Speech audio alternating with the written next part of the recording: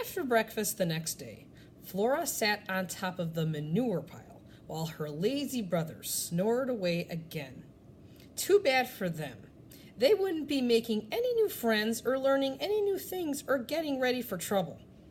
She stood up on her hind legs and waved her front hooves in the air. Luna would probably think that looked pretty spirited. If only she were here to watch. Luna, Luna. Flora put all her thoughts into wishing the cat back. And then, there she was, slipping through the junk heap, her beautiful white flag of a tail following behind. Flora bundled down the manure pile to meet her. Hi, Luna. Hi, Flora. Luna hopped on the fence post. Watch this. Flora spun around in a dizzying circle. She dashed to the top of the manure pile, did a two-legged walk, and then raced down, barely managing to stop herself before banging her snout into the fence. Wow, said Luna. How's that for spirit? Flora was breathing hard. I never knew pigs could have so much. Luna sounded as if she meant it. You almost look like a horse galloping up from the manure pile. Like Nessie? Flora put her small hooves up on the post and looked over at the large hooves peeking out from underneath the horse stall door. Nessie used to be the fastest thing on the farm, but she's older now and her front legs bother her. Don't get on her bad side, because she could still kick when she gets grouchy. She hates being cooped up for too long. That was exactly how Flora felt. She waited to hear more about grouchy Nessie, but Luna lifted her left hind foot and began licking her toes.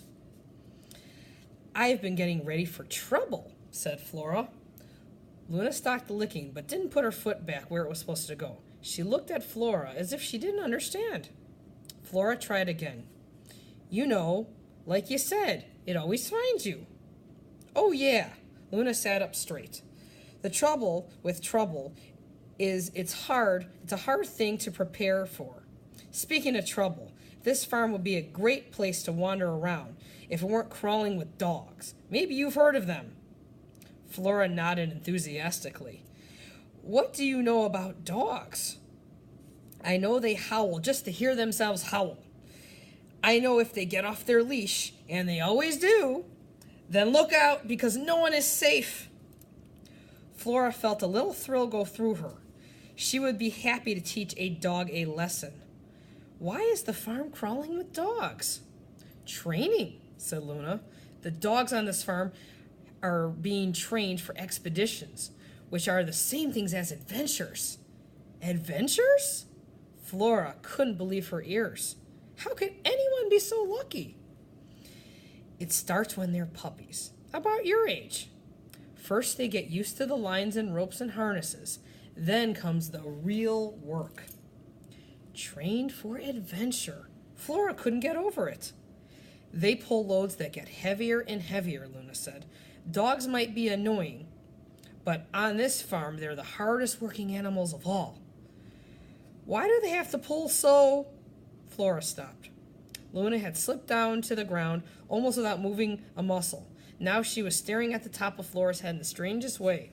Flora shook her head in case she had a bit of manure stuck to one of her ears. But Luna didn't stir except for her tail, which struck straight out behind her, and then trembled at the tip. Then she lowered herself into a crouch, and her eyes got very wide. Flora realized they weren't fixed on her at all, but something behind her. Flora turned slowly. The dirt beside the fence was moving. No, wait, it wasn't dirt. Flora peered closer. It was the same color as dirt, but hairy. Then Flora saw a long, naked tail. Look out! It's a rat! Luna whispered. Chapter 4. Trouble. Flora was delighted, but scared too. The creature in the dirt fit Mother's description perfectly. Mother said rats were a terrible curse on any farm. They were dirty, they were thieves, but mostly they were meaner than a bad toothache. And she also said piglets should stay far away from them. As Flora took a step sideways, she felt soft fur slide by her. Luna was creeping low to the ground towards the hay bale. "Luna, don't get any closer," Flora whispered. "Shh." Luna brought another paw forward and put it gently on the dirt. Rats in the rigging," she murmured. "Time to tangle." Luna flowed ahead, one more cat length, gathering her back feet under herself, and then exploded onto the rat. The rat shrieked and turned his teeth to meet his attacker. "Luna!" Flora shouted. "Get away!" But the fighters became a single white and brown ball, bouncing off the fence.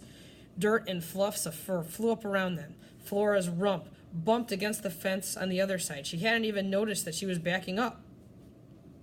The rat's long hose of a tail flailed against the ground, and for an instant he broke free. Then Luna was on him again. She seemed to have hooks and daggers. She was battle ready. She pinned the shrieking rat on his belly. As he strained his head back to land a bite, Luna sank her teeth deep into his neck. He quivered, mouth open, then lay still. Luna did not release him at first. Her eyes blinked slowly, but her teeth stayed right where they were. The swirl of dirt and fur settled on Luna and all around. She gave the rat a shake, and then ever so slowly released her grip. After taking a step back, she hopped up on a fence and began to clean herself. Flora looked away from the frightening scene, only to see Mother and a half circle of awestruck piglets watching too. Mother came forward. "On behalf of myself and my family, thank you." Luna stopped her cleaning.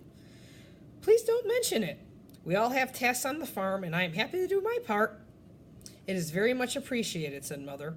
"And now, if you would be so kind, please remove this nasty, vile creature from our home." "Naturally, madam." Flora looked back at the rat. His mouth open showed long yellow teeth. His eyes were open, too. Jumping down from her perch, Luna stepped around the rat to find a good grip, then seized him in her teeth and, moving backwards, began to drag him over the dirt. Flora was surprised at how big the rat was, as big as Luna's head. He was also clearly heavy, judging from the way Luna strained as she tugged. Flora trotted forward to help. "Flora!" Her mother's voice made her stop. "Not another step." "I thought you said I should be helpful." Flora watched as Luna slowly eased herself through the slats in the fence. The rat disappeared, one tiny jerk at a time. "Flora, honey, let the cat do what cats do. You just worry about what pigs do." And what do pigs do? Flora wondered.